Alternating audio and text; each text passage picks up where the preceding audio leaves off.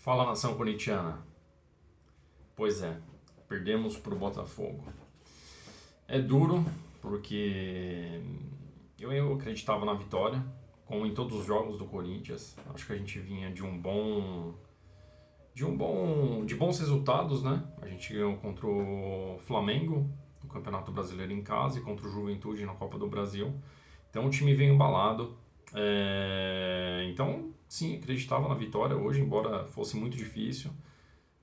Não à toa a gente pegou o líder do campeonato, o Botafogo.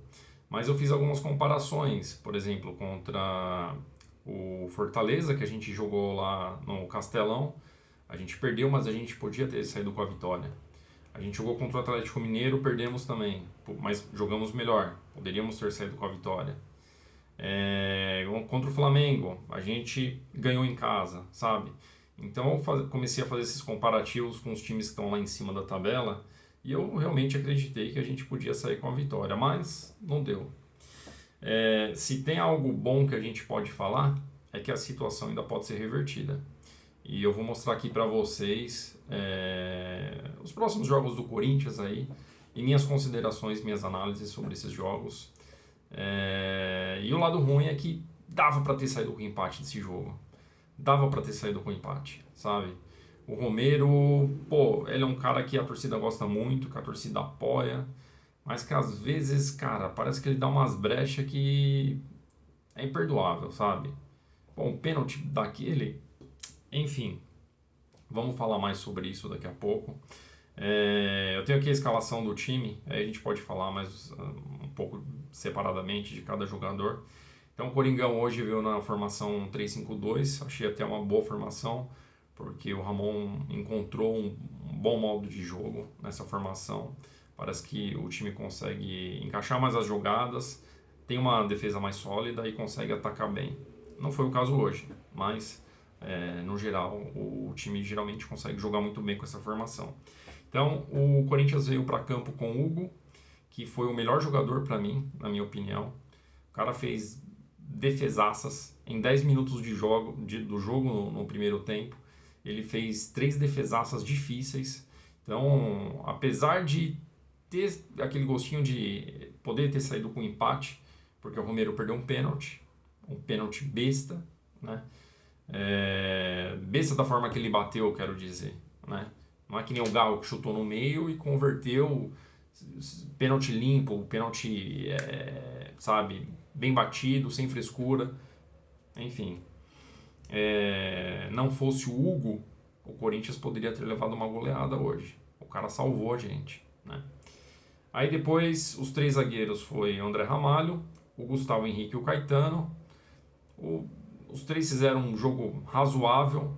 Caetano, mais ou menos, jogou até um pouco melhor do que ele joga geralmente. Já fazia um bom tempo que o Caetano não atuava pelo Corinthians, que tem um contrato até o fim do ano só. Não sei se o Corinthians vai renovar. Eu não acho que vai renovar. Não acho que ele, no tempo que foi que ele teve a oportunidade, conseguiu demonstrar que ele é bom o suficiente para renovar com o Corinthians o contrato, né? Aí Mateuzinho, Ranielli, o José Martinez e o Bidu ali no meio campo, com o Garro no meio, um pouco mais avançado, e na frente Romero e o Thales. A questão Ranielli fez um péssimo jogo, pior cara ele conseguiu ser pior do que o Romero, que não fez nada hoje, mas ele teve 2 bolas que ele deixou passar com o argentino lá, que eu esqueci o nome agora. Nas 2 bolas ele foi seco. O cara é muito habilidoso. Esses lances você não pode simplesmente ir seco. E foi o que ele fez. Ele tomou um corte, e o cara, no primeiro gol ele tocou, fizeram a triangulação, o cara meteu pro gol. E no segundo ele limpou, chutou, a bola desviou, e aí acabou sendo o gol também dos caras, sabe? Mas o Ranieri já vem tendo uma queda de rendimento nos últimos jogos, sabe? Não justifica ele ser mais titular no Corinthians.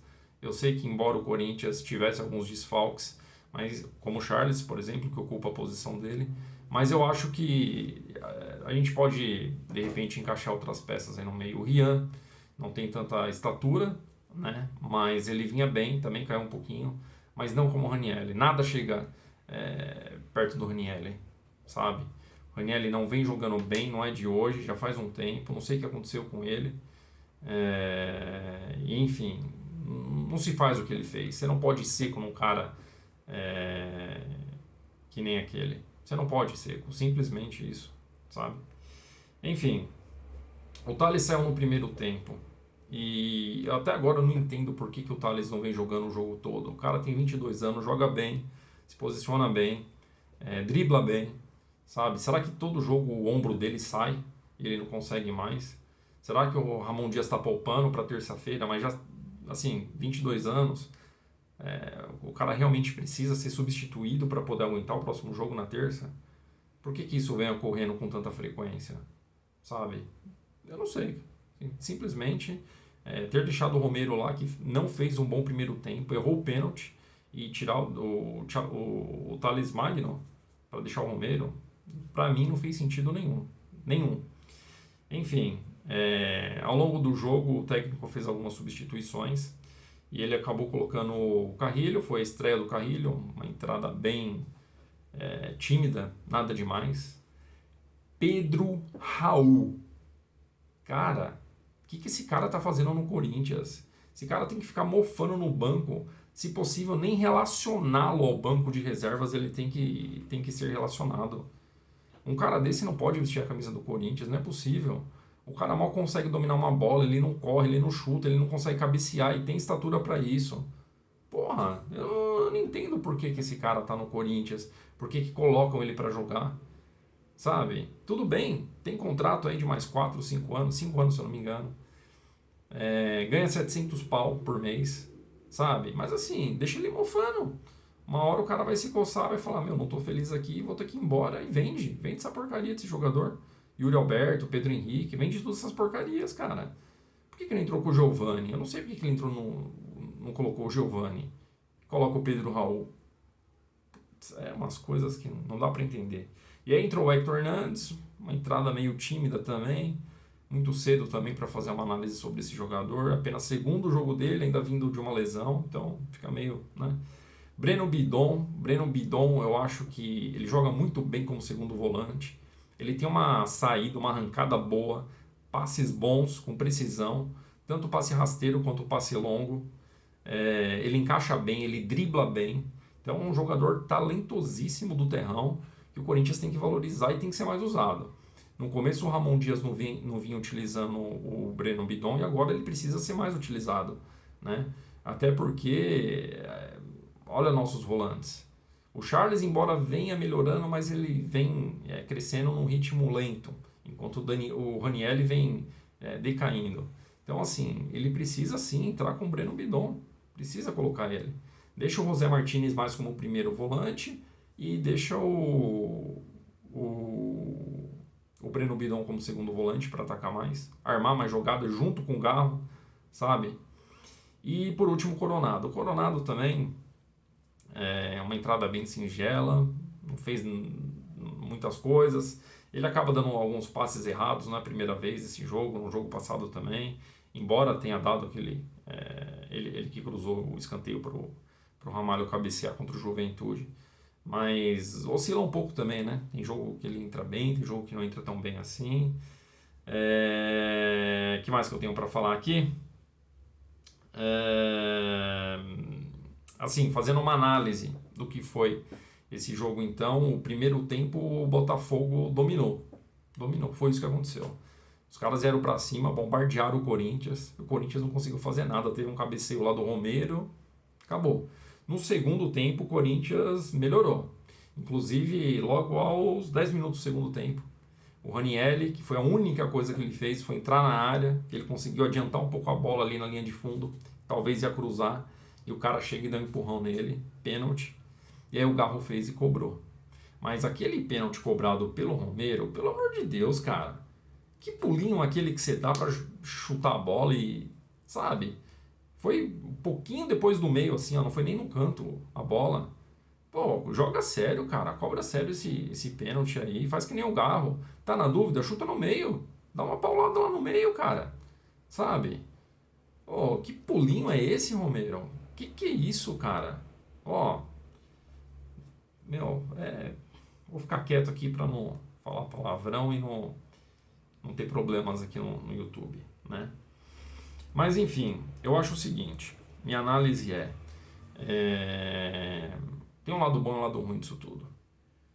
O lado ruim é perder para o Botafogo, que apesar de ser o primeiro líder, tem um timaço, o Botafogo tem que reconhecer isso.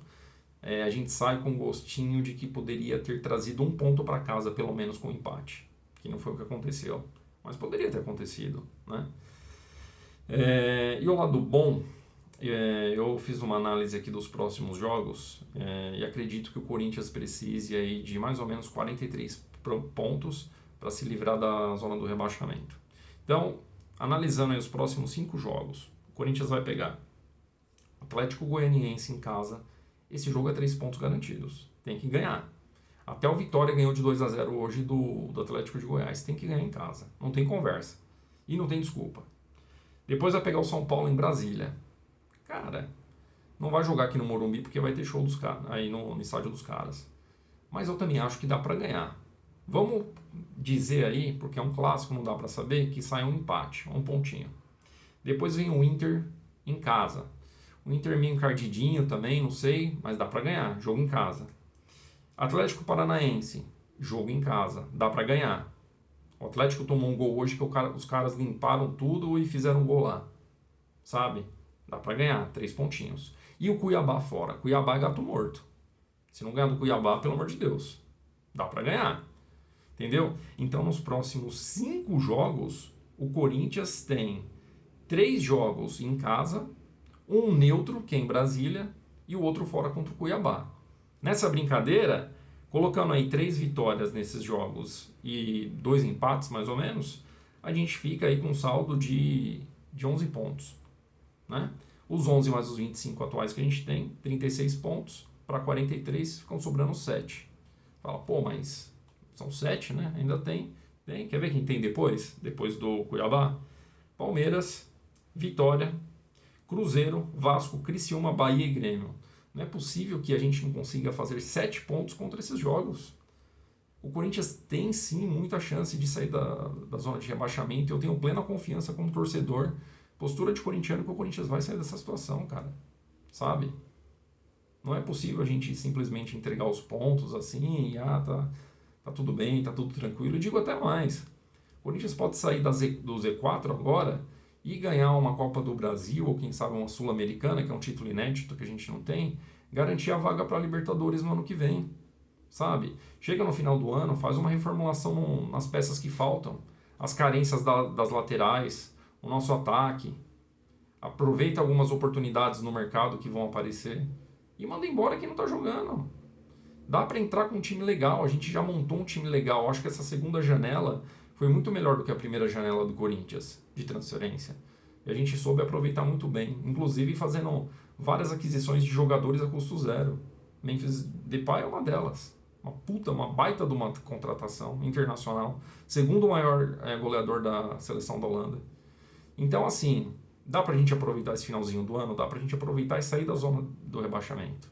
E montar um timaço para 2025, contando ainda com uma possível vaga na Libertadores. É isso que eu acho. Eu acho que o Corinthians tem que pensar positivo, tem que acreditar até o final, entendeu? A torcida do Corinthians é uma torcida diferenciada e a gente tem que fazer isso. Beleza? Bom, essas são minhas análises para hoje. Vamos respirar fundo.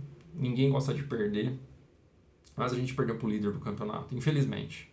Eu não queria. Eu estava confiante que a gente pudesse trazer um pontinho aí para casa, mas não deu. Vida que segue, página virada. Vamos jogar contra o Fortaleza agora na Sul-Americana e depois no fim de semana que vem a gente joga contra o Atlético de Goiás em casa. Beleza? Pessoal, vamos curtir, segue o canal é novo aí, dá seu joinha, vai fortalecer bastante aí, beleza? Um abraço e vai Corinthians!